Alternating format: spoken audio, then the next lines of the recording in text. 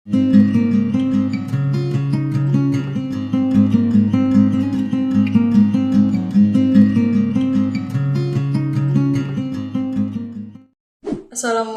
warahmatullahi wabarakatuh. Perkenalkan, nama saya Wulandari, mahasiswa Universitas Islam Indragiri, jurusan Manajemen Pendidikan Islam, Fakultas Ilmu Agama Islam, semester 1, NIM 60222101031.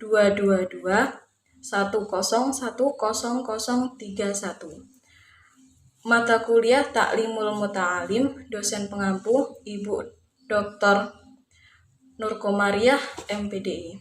Baiklah, saya di sini akan mengambil materi tentang niat dalam mencari ilmu. Niat adalah salah satu awal dari semua kegiatan termasuk dalam menuntut ilmu.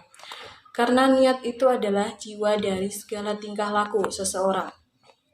Dijelaskan di dalam kitab Ta'limul Muta'alim bahwa niat seorang pelajar dalam menuntut ilmu itu harus mempunyai rasa keikhlasan, hanya mengharapkan ridho Allah Subhanahu wa Ta'ala, mencari kebahagiaan di akhirat, menghilangkan kebodohan dirinya dan orang lain, menghidupkan agama, serta melestarikan agama Islam. Karena jika pemeluknya ataupun umatnya berilmu, maka agama Islam akan tetap lestari. Kemudian, dalam upaya menuntut ilmu itu juga harus didasari niat untuk mensyukuri nikmat akal dan kesehatan badan. Jangan sampai terbesit niat supaya kita dihormati oleh masyarakat ataupun untuk mendapatkan harta dunia atau agar mendapat kehormatan di hadapan pejabat dan lain sebagainya. Hal ini dikemukakan menurut Syekh Imam Muhammad bin Ibrahim bin Ismail Asy-Syafar Al-Ansori yang membacakan syairnya kepada Abu Hanifah bahwa barang siapa yang menuntut ilmu untuk akhirat, tentu ia akan memperoleh anugerah kebenaran. Dan kerugian bagi orang yang menuntut ilmu hanya mencari sebuah kedudukan. Salah satu ciri yang membedakan Islam dengan yang lainnya ialah penekanannya terhadap suatu ilmu. Al-Quran dan hadis Rasulullah SAW mengajak kaum muslimin untuk mencari dan mendapatkan ilmu dan kearifan, serta menempatkan orang-orang yang berpengetahuan pada derajat yang paling tinggi. Menuntut ilmu merupakan kewajiban setiap manusia, baik laki-laki maupun perempuan, tua maupun muda, menurut cara-cara yang sesuai dengan keadaan, bakat, dan kemampuan. Dan juga di sini Islam juga mengajarkan bahwa dalam menuntut ilmu itu berlaku prinsip tak mengenal batas dimensi, ruang dan waktu, artinya dimanapun dan kapanpun untuk bisa belajar. Seperti sabda Nabi, Bismillahirrahmanirrahim, utlubul ilmah walau bisin, rawahu Ibnu Bari. Tuntutlah ilmu walaupun ke negeri Cina. Sebagaimana prinsip yang telah dikemukakan di atas, diartikan sebagai perintah untuk mencari ilmu itu meskipun jauh, maka dimanapun ilmu itu berada, tidak ada halangan bagi umat Islam atau bagi kita semua sebagai seorang pelajar, seorang penuntut ilmu untuk mengejarnya, meskipun itu beda budaya, agama, dan etnisitas. Di sini Islam juga menjanjikan derajat yang tinggi bagi orang yang mempunyai ilmu. Firman Allah Subhanahu wa Ta'ala, A'udzubillahi minasyaitonirrajim. Bismillahirrahmanirrahim. Yarfa'illahu alladzina amanu minkum walladzina utul ilma darajat. Artinya, Allah akan meninggikan derajat orang-orang yang beriman di antaramu dan orang yang diberi ilmu pengetahuan beberapa derajat. Di samping itu pula, dalam hal menuntut ilmu terdapat sesuatu yang amat sangat penting yang perlu kita ketahui. Apa itu? Yaitu adab ataupun etika yang mewujud sebagai karakter dalam seseorang menuntut ilmu.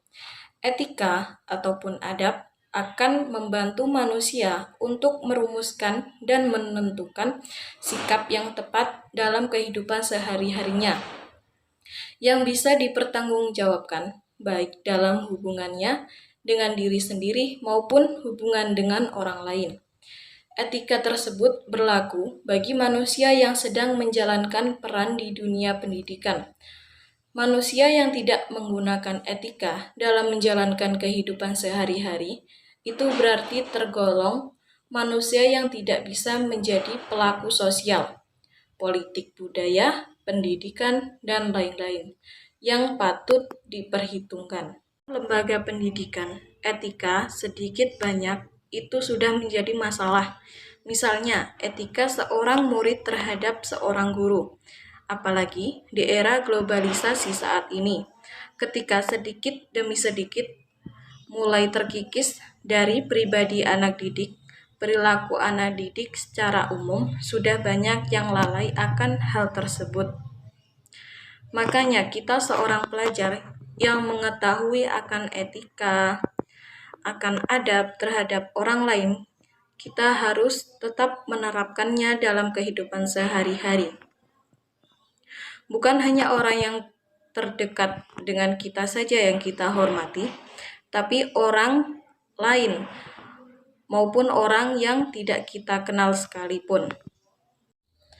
Selain niat pencari ilmu, itu juga harus memiliki 6 hal sebagai modal untuk mencari ilmu.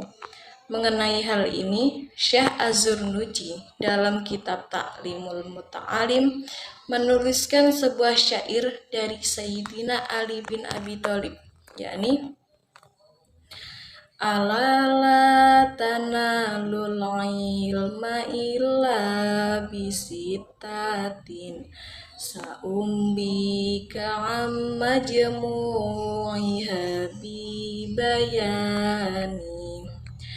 dakain wa khirsin wa astibarin wa bulotin wa irsyadi ustadzin wa tuli zamanin, yang artinya, ingatlah, engkau tidak akan mendapatkan ilmu kecuali memenuhi 6 syarat.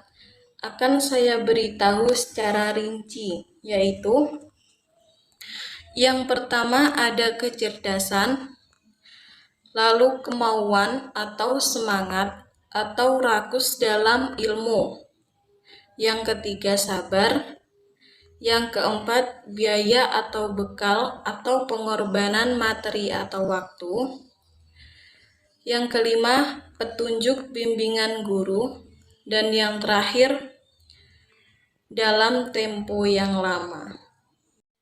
Baiklah, hanya ini materi yang dapat saya sampaikan. Atas perhatiannya saya ucapkan terima kasih.